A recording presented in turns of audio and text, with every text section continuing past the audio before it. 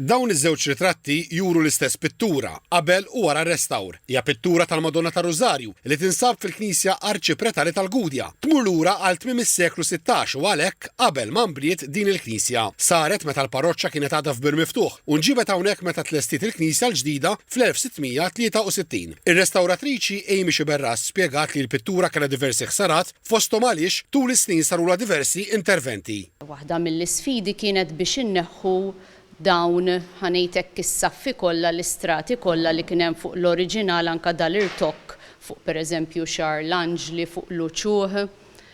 U sfida oħra li kien hemm kienet propju dik tal-ammont ta' deformazzjonijiet li kien hemm fit-tila minħabba li kienet straħet u tbewqet tul is-snin.